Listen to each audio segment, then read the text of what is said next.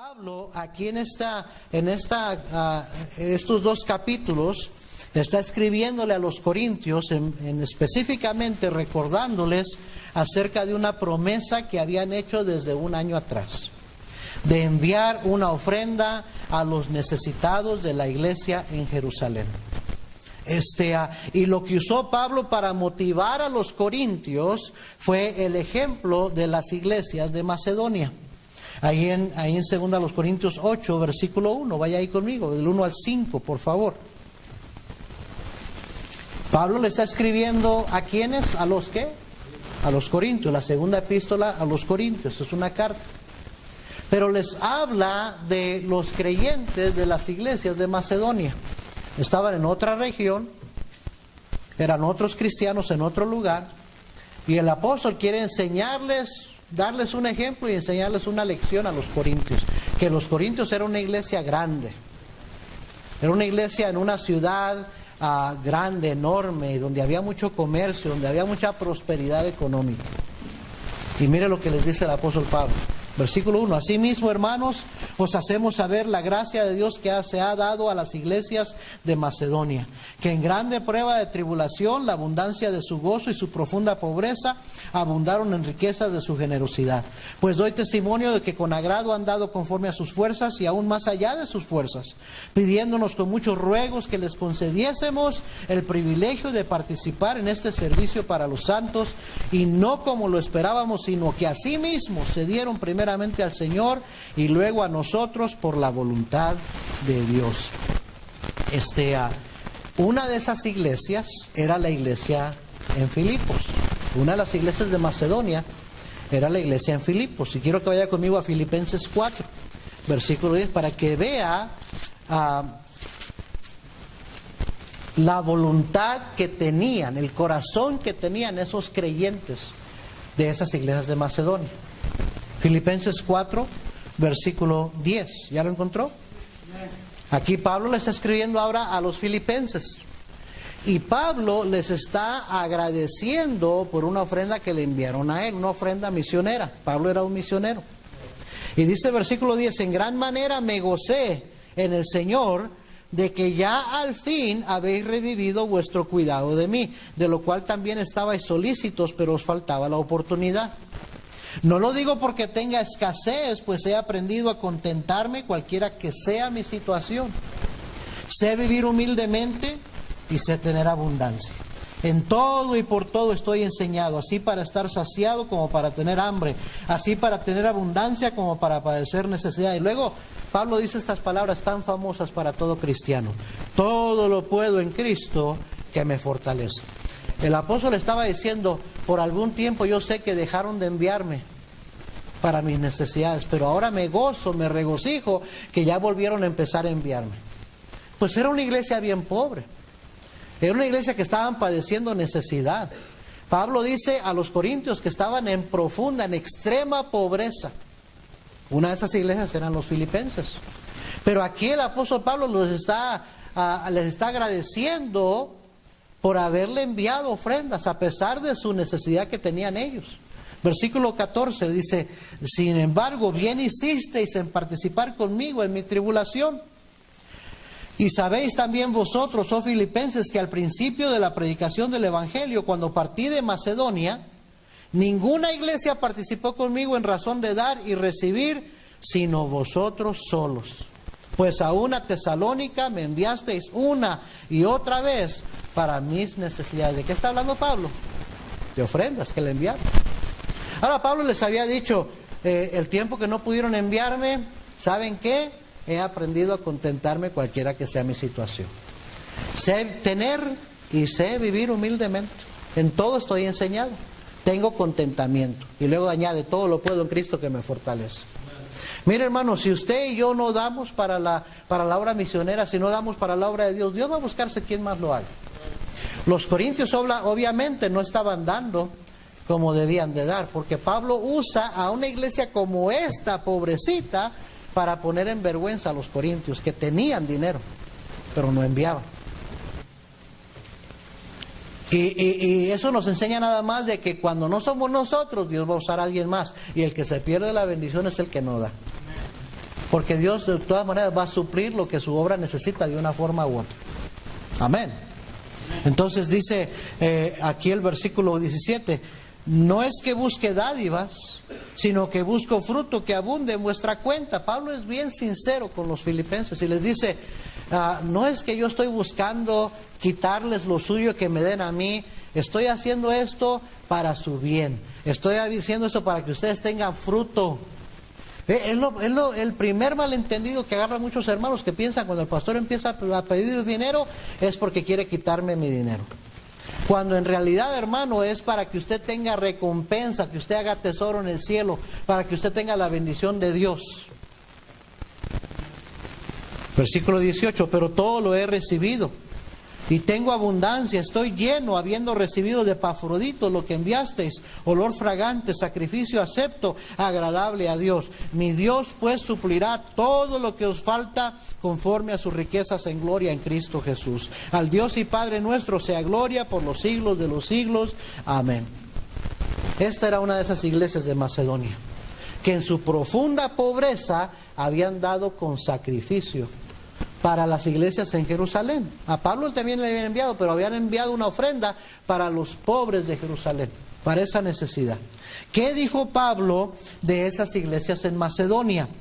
¿Qué observaciones había hecho el apóstol de los creyentes de las iglesias de Macedonia?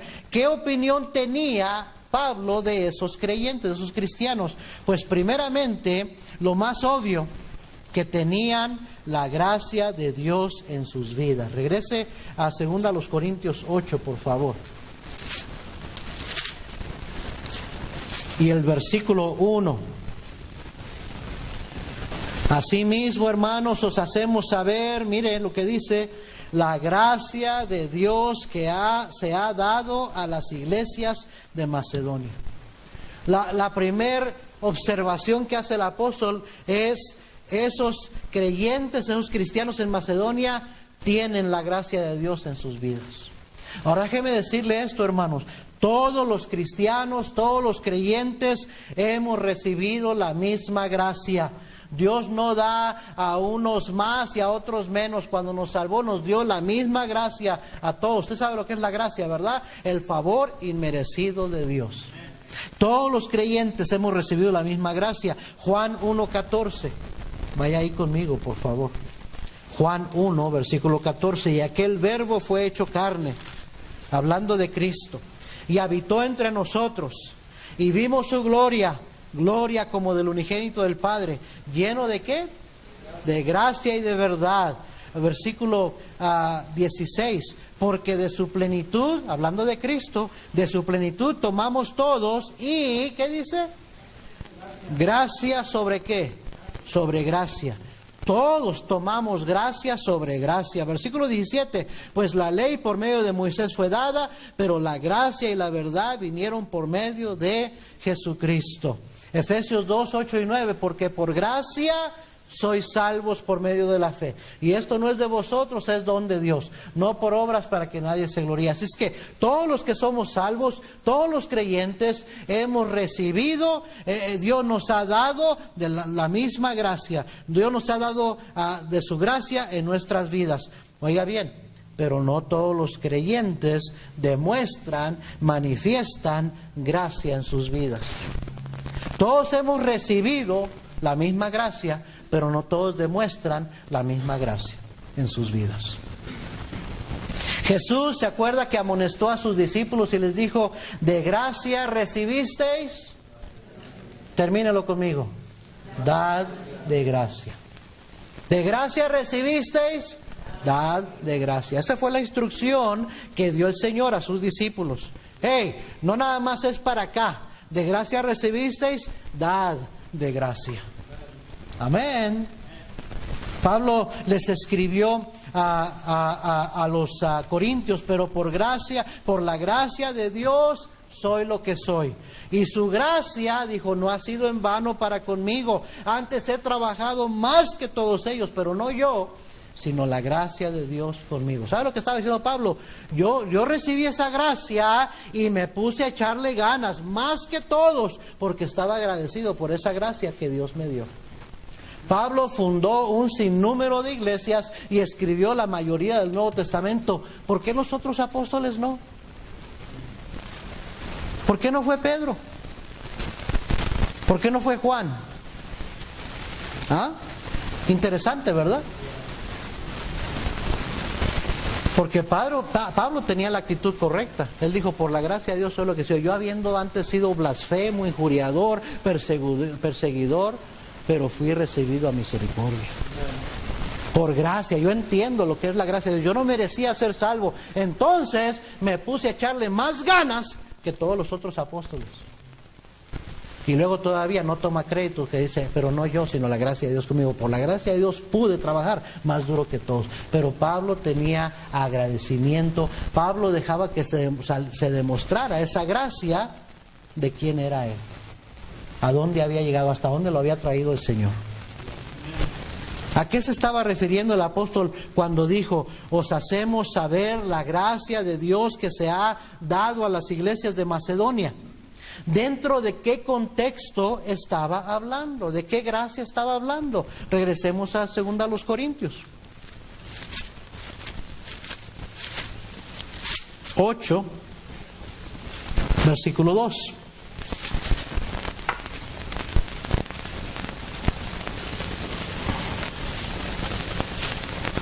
¿Ya lo encontró?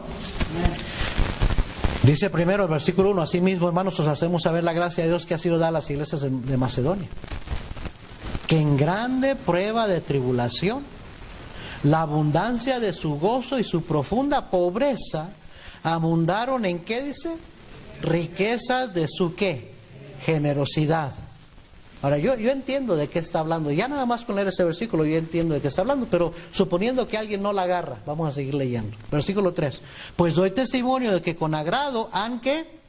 Dado conforme a sus fuerzas y aún más allá de sus fuerzas, pidiéndonos con muchos ruegos que les concediésemos el privilegio de participar en este servicio para los santos, y no como lo esperábamos, sino que asimismo se dieron primeramente al Señor y luego a nosotros por la voluntad de Dios, de manera que exhortamos a Tito para que tal como comenzó antes, asimismo acabe también entre vosotros esta obra de gracia.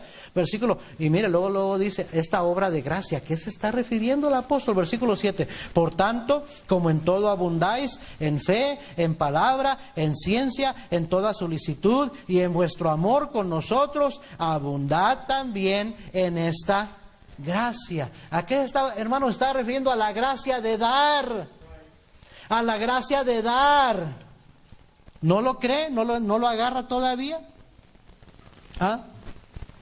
La gracia de Dios, oiga bien, dio el regalo más grande por usted y por mí. Romanos 3:23 dice, porque la paga del pecado es muerte, mas la dádiva de Dios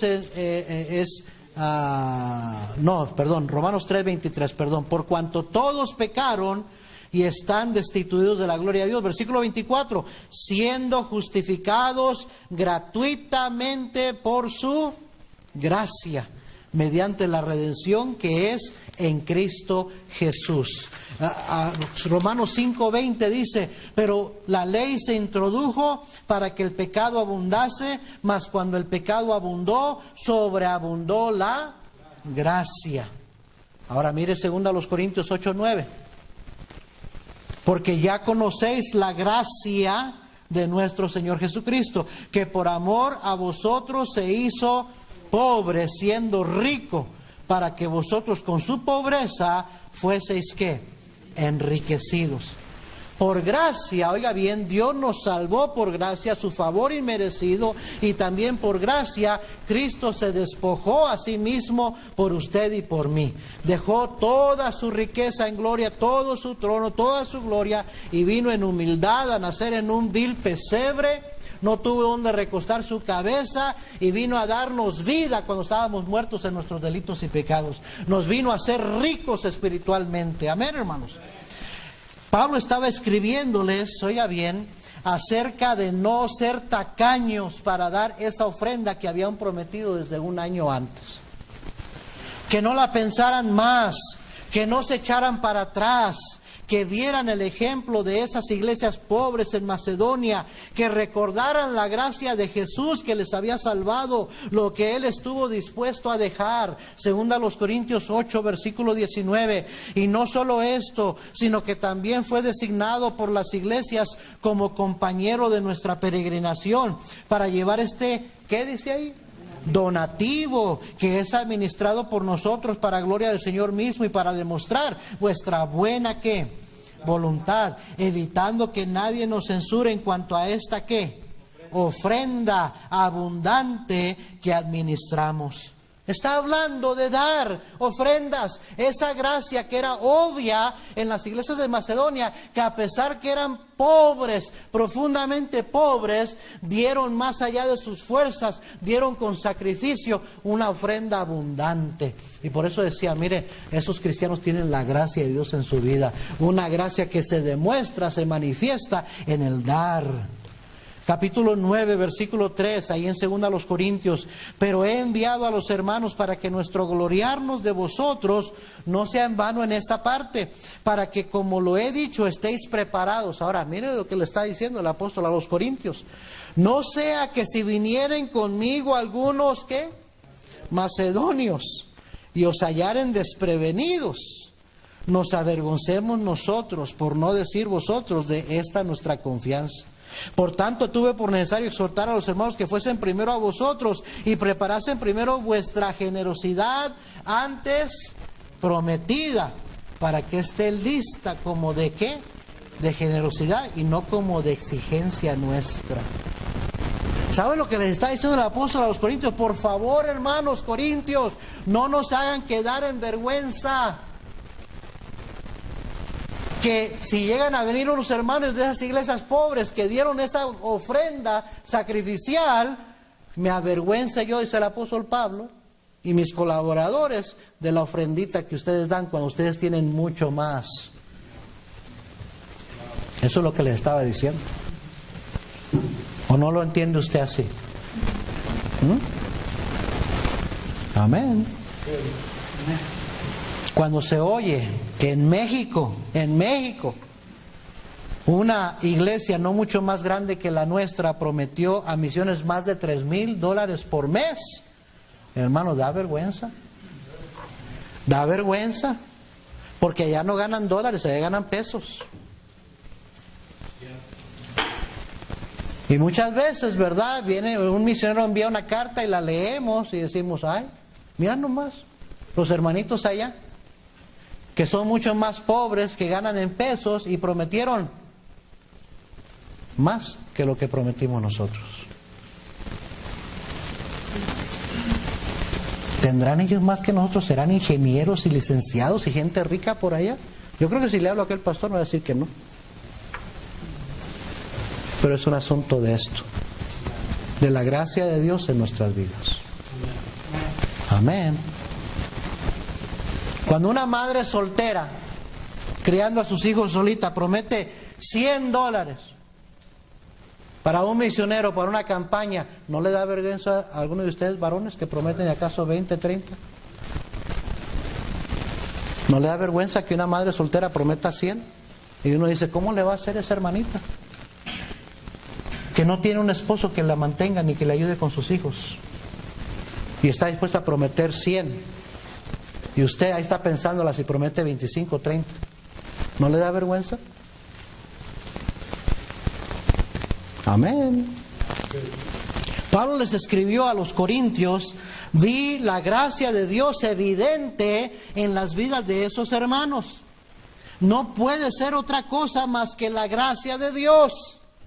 Hermano, ¿ha recibido usted de gracia? Su dar para la obra de Dios ¿es de gracia? ¿Refleja la gracia de Dios en su vida?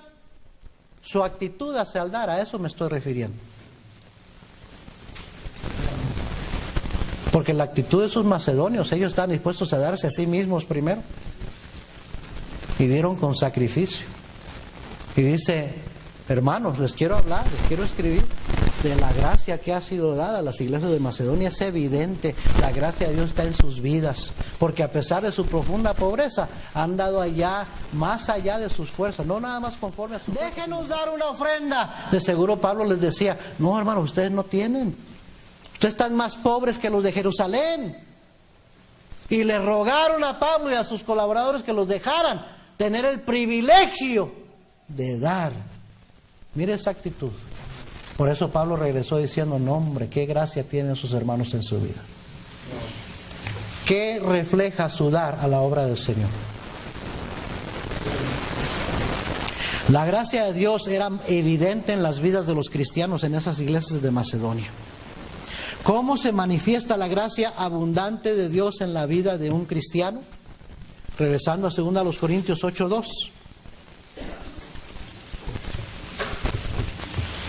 Que en grande prueba de tribulación, ¿sabe lo que pasa a muchos cuando pasan por tribulación? Cuando pasan por pruebas en su vida, sí es cierto, dejan de dar, pero antes que eso, ¿sabe qué pasa? Se agüitan, se desaniman, se ponen tristes. Pastor, pues ¿cómo no? Mira el problemón que tengo. Dice la Biblia aquí que en grande prueba de tribulación, la abundancia de su ¿qué? De su gozo. Y su profunda pobreza abundaron en riqueza de su generosidad. Primera manera que se manifiesta la gracia de Dios en la vida de un cristiano es a través del gozo que tiene en su vida. Gozo, hermanos.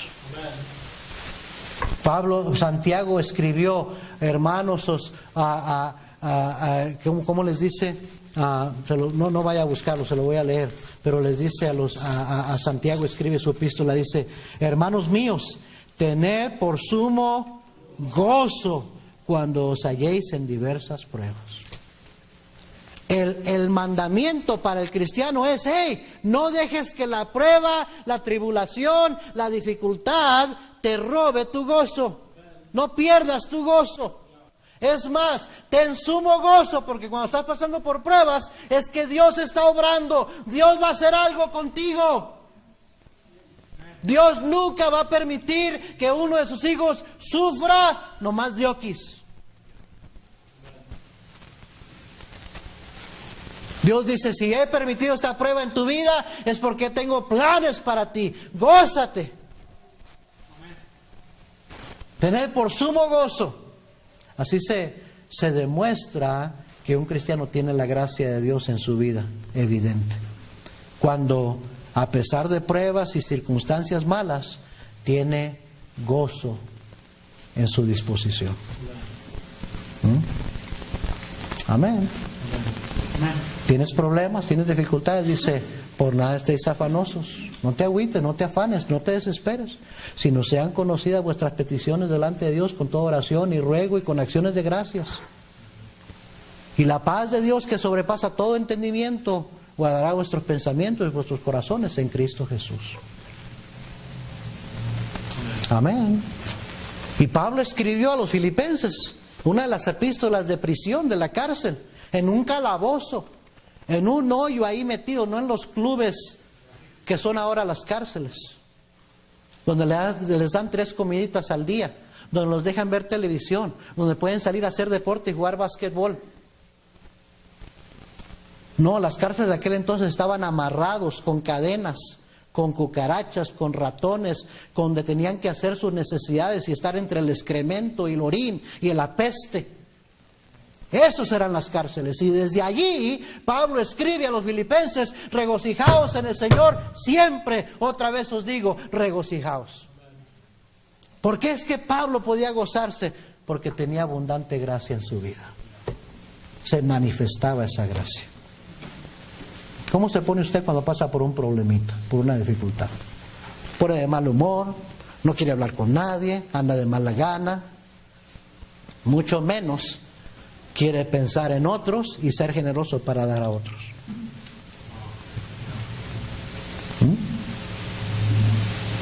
¿Cómo se manifiesta la gracia abundante de Dios en la vida de un cristiano? Mire ahí mismo en el versículo 2, en la última parte, dice que en grande prueba de tribulación la abundancia de su gozo y su profunda pobreza abundaron en riquezas de su ¿qué? Generosidad. ¿Sabe cómo se manifiesta la gracia abundante de Dios en la vida de un cristiano? A través de su generosidad.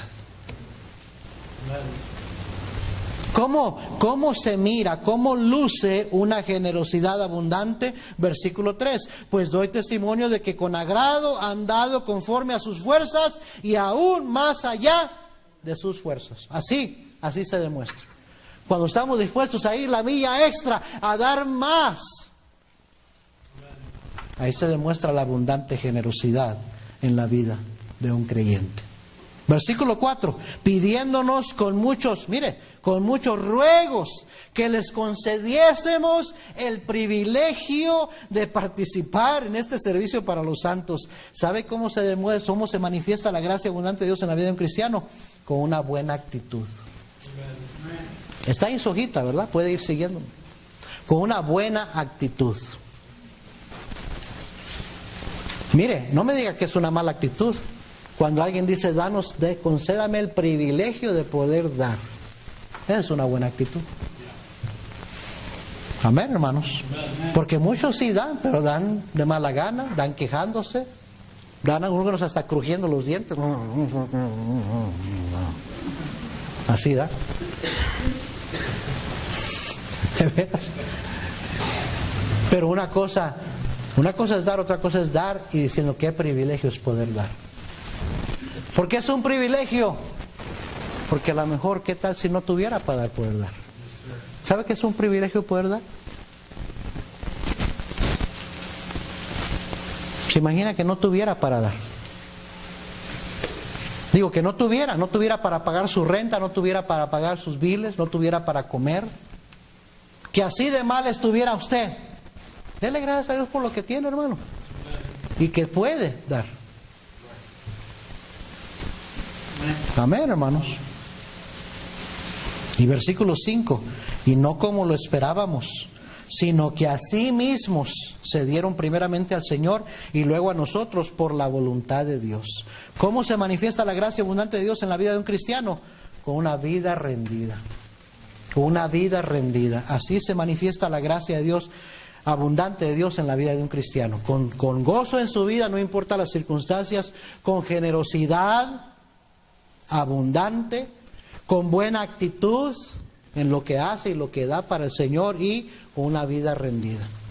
Así es como se demuestra. Por eso Pablo vio a esos cristianos y dijo, hermanos, quiero darles testimonio de la gracia abundante que ha sido dada a los macedonios.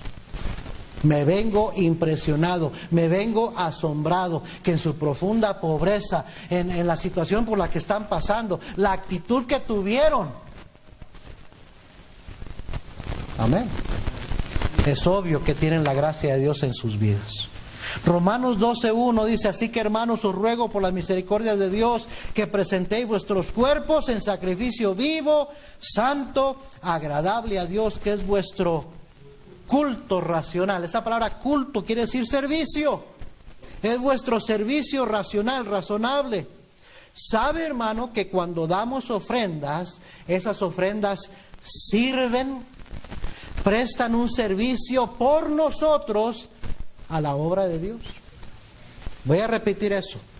Esos 10 o 15 o 20 dólares o 30 dólares que usted dé para la obra misionera o para el edificio o la ofrenda, lo que usted sea, ese dinero que usted da, ese dinero va a prestar un servicio a la obra de Dios que va a ser por usted, a su cuenta. Que usted tuvo una parte porque usted lo dio.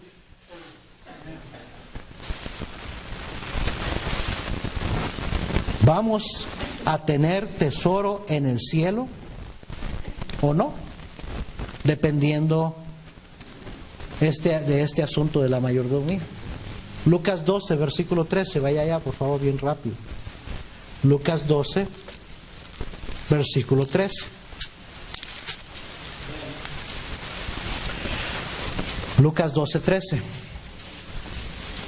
Le dijo uno de la multitud, Maestro, di a mi hermano que parta conmigo la herencia. Mas él le dijo, hombre, ¿quién me ha puesto sobre vosotros como juez o partidor? Y les dijo, mirad, esa palabra mirad quiere decir ten cuidado, y guardaos de toda avaricia, porque la vida del hombre no consiste en la abundancia de los bienes que posee. También le refirió una parábola diciendo, la heredad de un hombre rico había producido mucho, y él pensaba dentro de sí diciendo, ¿qué haré? Porque no tengo dónde guardar mis frutos. Y dijo, esto haré, derribaré mis graneros y los edificaré mayores, y allí guardaré todos mis frutos y mis bienes. Y diré a mi alma, alma, muchos bienes tienes guardados para muchos años, repósate, come, bebe, regocíjate, tanto que te has matado, tanto que te has trabajado, disfrútalo. Muchos piensan que para eso es la abundancia que tienen, para disfrutarla. Versículo 20, pero Dios le dijo, necio, ¿cómo le dijo Dios? Necio, esta noche vienen a pedirte tu alma y lo que has provisto, ¿de quién será? Y mira lo que dice el versículo 21, así es el que hace para sí que tesoro y no es rico para con Dios. Dijo luego a sus discípulos, por tanto os digo, no os afanéis por vuestra vida, qué comeréis, ni por el cuerpo, qué vestiréis. La vida es más que la comida, el cuerpo que el vestido. Considerad los cuervos que ni siembran, ni siegan, que ni tienen despensa, ni granero, y Dios los alimenta. ¿No valéis vosotros mucho más que las aves? ¿Y quién de vosotros podrá con afanarse añadir a su estatura un codo? Pues si no podéis ni aún lo que es menos, ¿por qué os afanéis por lo demás? Considerad los lirios, cómo crecen, no trabajan ni hilan, mas os digo que ni aun Salomón, con toda su gloria, se vistió como uno de ellos. Y si así viste Dios la hierba que hoy está en el campo y mañana es echada al horno, ¿cuánto más a vosotros, hombres de poca fe? Vosotros pues no os preocupéis por lo que habéis de comer, ni por lo que habéis de beber, ni estéis en ansiosa inquietud, porque todas estas cosas buscan las gentes del mundo, pero vuestro Padre sabe que tenéis necesidad de estas cosas. Mas buscad el reino de Dios y todas estas cosas os serán añadidas. No temáis, manada pequeña. Manada pequeña quiere decir cuando tengas poco en tu mano. No temáis cuando tengas poco en tu mano, porque a vuestro Padre le ha placido daros el reino. Vended lo que poseéis, fíjese, vended lo que poseéis y dad limosna. Haceos bolsas que no se envejezcan, tesoro en los cielos que no se agote, donde el ladrón no llega ni la polilla destruye, porque donde está vuestro tesoro, ahí estará también vuestro corazón. Cuando Dios tiene nuestro corazón, Dios también tiene nuestro tesoro. Cuando no tiene nuestro corazón, tampoco va a tener nada más. Vi un artículo de alguien que escribió de la iglesia en Jerusalén. Usted sabe que la iglesia en Jerusalén fue una iglesia, una de esas mega churches, mega churches. O sea, se estima que en cuestión de meses esa iglesia estaba corriendo arriba de 30,000, 40,000 miembros. Porque así se estaban multiplicando.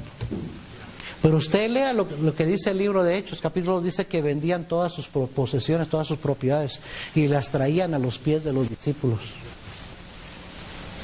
Pues pasando el tiempo, cambiaron los tiempos y se quedaron tan pobres que tuvieron una gran necesidad. Y Pablo por eso andaba recogiendo una ofrenda para sus hermanos en Jerusalén. Y ese artículo que leí decía que la iglesia en Jerusalén era una iglesia, así como decía, era una iglesia eficaz, pero no una iglesia eficiente. Eficaz porque tenía el poder de Dios y estaba creciendo increíblemente rápido.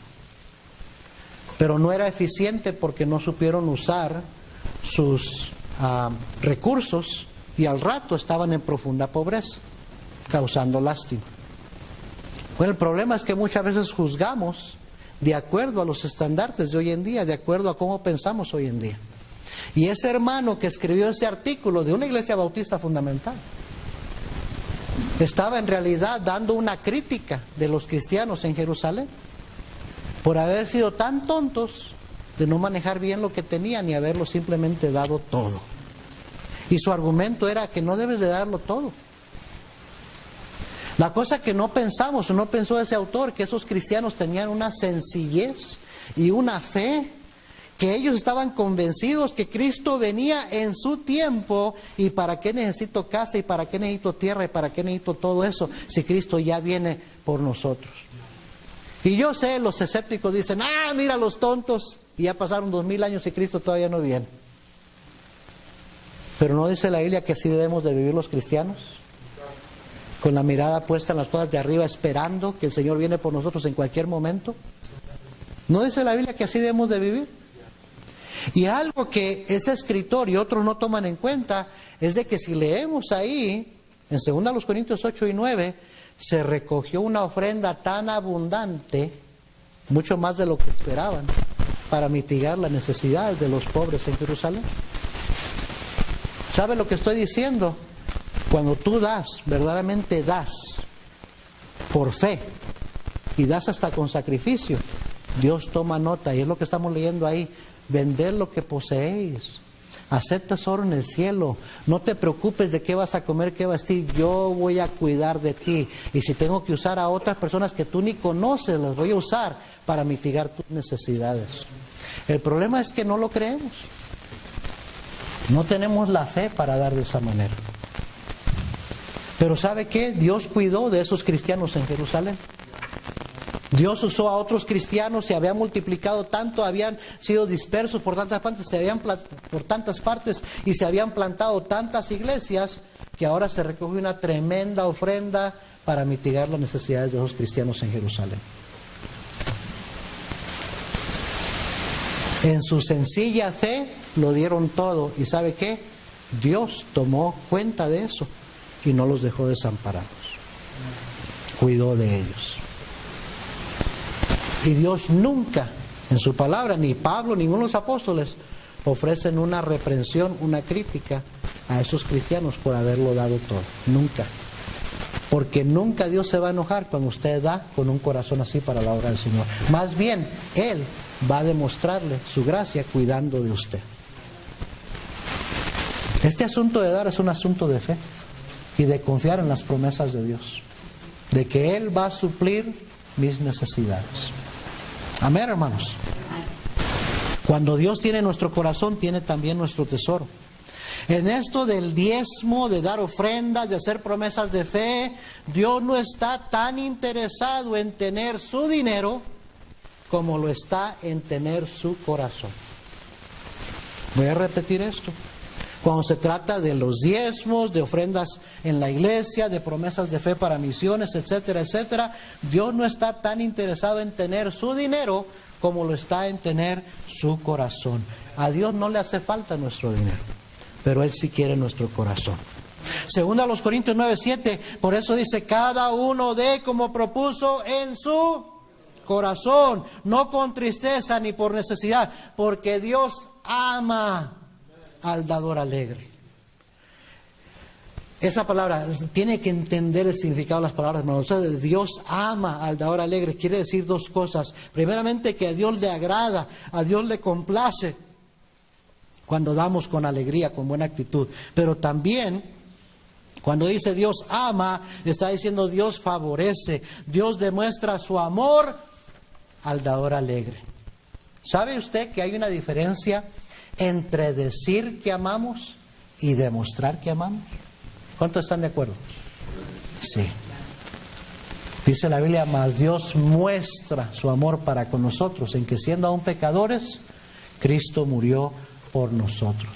Primera de Juan 4:9, no lo busque, se lo voy a leer, dice, en esto se mostró el amor, no en que nosotros hayamos amado a Dios, sino en que Él nos amó a nosotros. ¿Y cómo lo demostró? Y envió a su Hijo en propiciación por nuestros pecados. Jesús, ¿se acuerda que le preguntó a Pedro, Simón, hijo de Jonás, ¿me amas más que estos? Y Pedro dijo, sí, Señor, sí te amo. ¿Y qué fue lo que le dijo Cristo? Apacienta mis corderos. Le vuelve a preguntar, Pedro, ¿me amas? Sí, Señor. Y le dijo el Señor, pastorea mis ovejas. Y luego le pregunta la tercera vez, Pedro, ¿me amas? Y dice Pedro, sí, Señor, tú lo sabes todo, tú sabes que te amo. Le dijo, apacienta mis ovejas. ¿Sabe lo que le estaba diciendo Cristo? Demuéstramelo cumpliendo con tu llamado, obedeciéndome. ¿Por qué te quieres echar para atrás a la pesca otra vez? Ponte a hacer lo que te llamé a hacer. Demuéstrame que me amas. ¿Cómo? Con tu obediencia. No nada más me digas, hazlo. Alguien dijo, cualquiera puede dar sin amar, pero nadie puede amar sin dar. ¿Oyó eso? Hay muchos que pueden dar, que dan y no aman a Dios. Pero usted no puede decir que ama a Dios y no dar, porque es una contradicción, porque el amor da, el amor da. Regresando a 2 Corintios 8:12, ya estoy terminando. 2 Corintios 8:12. Le dice el apóstol a los corintios: porque si primero hay la voluntad dispuesta, será acepta según lo que uno tiene, no según lo que no tiene. Últimamente, oiga bien, Dios lo que anda buscando es que tengamos una voluntad dispuesta. Dios lo que anda buscando es que tengamos una voluntad dispuesta. En cuanto a las ofrendas, Dios está más interesado en calidad que en cantidad. ¿Sabe cuál es el ejemplo en la Biblia? La viuda que dio 2 blancas. Y el Señor dijo: esta ha dado más que todos ellos, porque ella dio todo lo que tenía. Ellos dieron de lo que les sobraba. ¿Sí o no? Dios miró el sacrificio con que esa viudita dio esas 2 blancas y le agradó al Señor. ¿Sí o no, hermanos? Los motivos, la disposición sí es más importante que lo que hacemos o cuánto damos para la obra de Dios. ¿Tiene usted una voluntad dispuesta? Un buen mayordomo cuida sus motivos. Le da su corazón primero al Señor. ¿Tiene una voluntad dispuesta para dar a la obra de Dios? Alguien preguntará: ¿por qué? ¿Por qué? ¿Por qué debo tener una voluntad dispuesta para dar a la obra de Dios? Número 1, el mayordomo tiene una voluntad dispuesta para dar a la obra de Dios. Número 1, porque quiere que su ofrenda sea acepta delante de Dios. Sea acepta delante de Dios. Nada más voy a terminar con ese punto y luego termino lo demás, porque ya se me fue el tiempo. Pero quiero que vea esto. 2 Corintios 8:12 dice: porque si primero hay la voluntad dispuesta, ¿está ahí? ¿Será qué dice? Acepta según lo que uno tiene, no según lo que no tiene. Mire Salmo 50, versículo 7. Espéreme un minutito de terminar este punto y ahí terminamos.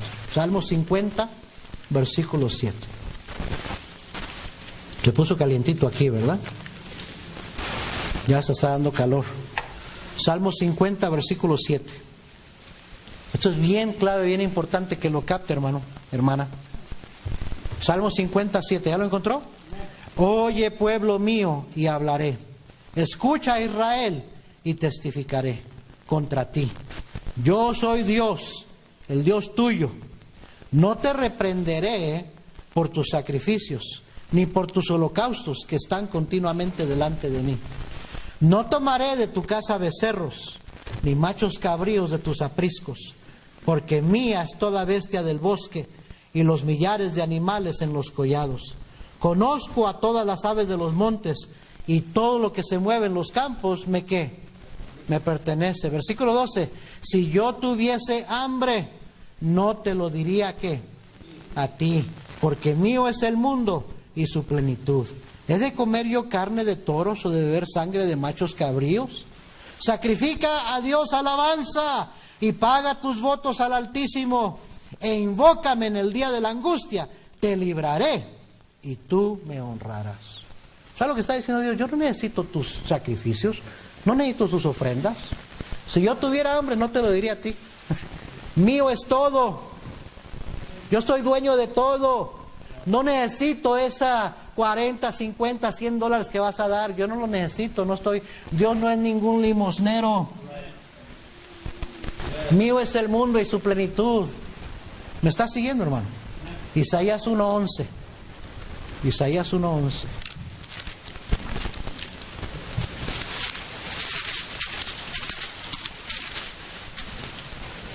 ¿Para qué me sirve, dice Jehová, la multitud de vuestros sacrificios? Recuerde que los judíos, los israelitas, llevaban sacrificios para presentar como ofrendas. Dice: ¿para qué me sirve, dice Jehová, la multitud de vuestros sacrificios? Y mira lo que dice Dios: hastiado estoy de holocaustos de carneros y de cebo de animales gordos. No quiero sangre de bueyes, ni de ovejas, ni de machos cabríos. ¿Quién demanda esto de vuestras manos, cuando venís a presentaros delante de mí para hollar mis atrios? Dios estaba enojado con su pueblo.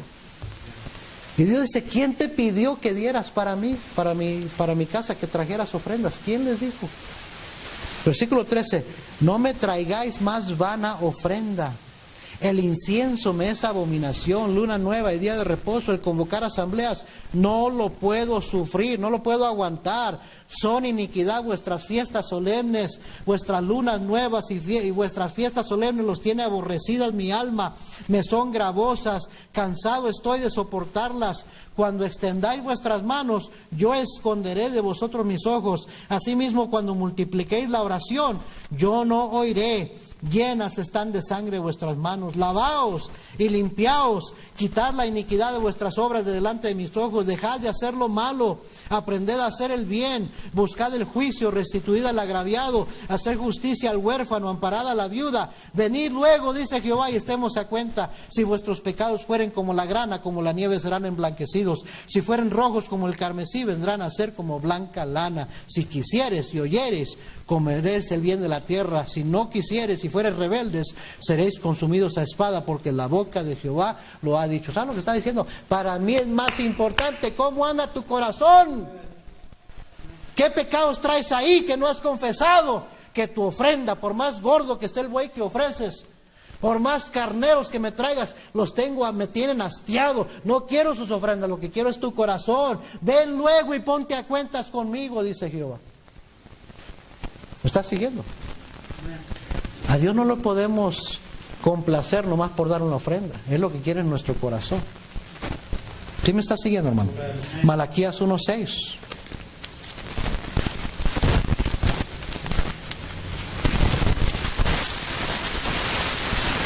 Malaquías 1, versículo 6. El hijo honra al padre y el siervo a su señor. Si pues soy padre, si pues soy yo padre, ¿dónde está mi honra? Y si soy señor, ¿dónde está mi temor? Dice Jehová de los ejércitos a vosotros, oh sacerdotes, que menospreciáis mi nombre. Y decís, ¿en qué hemos menospreciado tu nombre? En que ofrecéis sobre mi altar pan inmundo. Y dijisteis, ¿en qué te hemos deshonrado? ¿En que pensáis que la mesa de Jehová es despreciable? Y cuando ofrecéis el animal ciego, agarre esto, hermano, para el sacrificio, ¿no es malo? Asimismo, cuando ofrecéis el cojo o el enfermo, ¿no es malo? Preséntalo pues a tu príncipe. ¿Acaso se agradará de ti o le serás acepto? Dice Jehová de los ejércitos. Miren, hermano, ¿sabes lo que le estaba diciendo? Me traes lo peorcito a mí. Me traes el animal defectuoso. ¿Se acuerda que Dios quería machos cabríos de 1 año sin perfecto, sin tacha? Y le daban al Señor, le daban para la ofrenda el ciego, el animal ciego, el animal con defectos. Y le dice, ¿por qué me traes lo peor? ¿Por qué no me traes lo mejor? ¿No soy digno yo? ¿Dónde está mi honra? ¿No soy digno de que me des lo mejor a mí? ¿Por qué me traes las obras a mí? Amén. Está como cuando pedimos donaciones para un yard para la iglesia y traen lo que ya no sirve para donarlo a la iglesia. Lo que ya no quieren, lo despreciado, eso es lo que vienen a donar. Pero no vas a donar algo bueno que todavía tiene uso para que la iglesia agarre algo de dinero. ¿Se fijará Dios en eso? Yo creo que sí se fija en cómo hacemos, cómo damos lo que damos. ¿Qué actitud tenemos para dar para la obra de Dios? Amén. Yo sé que a algunos ya no les gustó. Dice versículo 9, ahora pues orad por el favor de Dios, para que tenga piedad de nosotros. Pero ¿cómo podéis agradarle si hacéis estas cosas? Dice Jehová de los ejércitos. ¿Quién también hay de vosotros que cierra las puertas o alumbre mi altar de balde? Yo no tengo complacencia en vosotros, dice Jehová de los ejércitos, ni de vuestra mano aceptaré ¿qué? Ofrenda.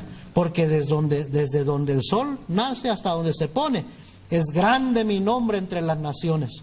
Y en todo lugar se ofrece a mi nombre incienso y ofrenda limpia, porque grande es mi nombre entre las naciones, dice Jehová de los ejércitos. Y vosotros lo habéis profanado cuando decís, inmunda es la mesa de Jehová, y cuando decís que su alimento es despreciado. Dice Jehová de los ejércitos, y trajisteis lo hurtado, o cojo, o enfermo, y presentasteis ofrenda. ¿Aceptaré yo eso de vuestra mano? Dice Jehová. Maldito el que engaña, el que teniendo machos en su rebaño, promete y sacrifica a Jehová lo dañado, porque yo soy gran rey, dice Jehová de los ejércitos, y mi nombre es temible entre las naciones. Fíjese que si el Señor hasta se daba cuenta que se quejaban y decían, oh, qué fastidio es esto.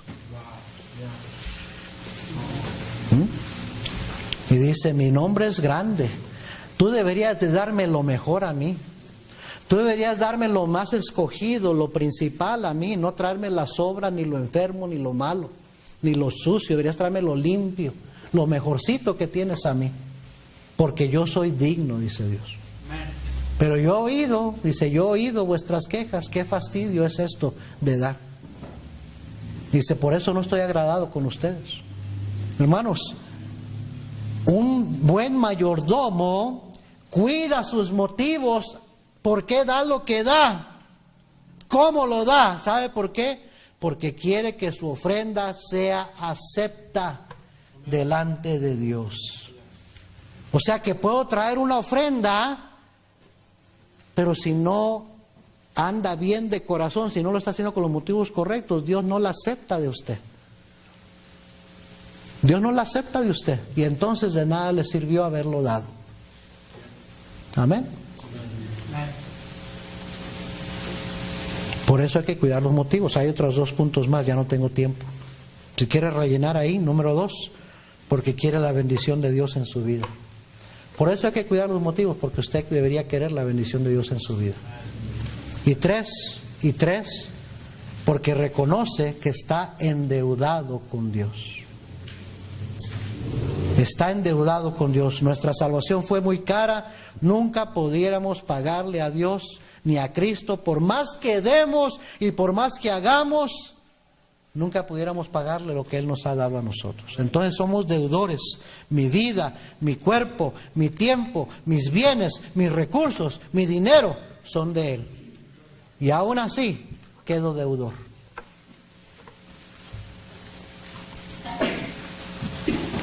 Amén. ¿Qué clase de mayordomo es usted?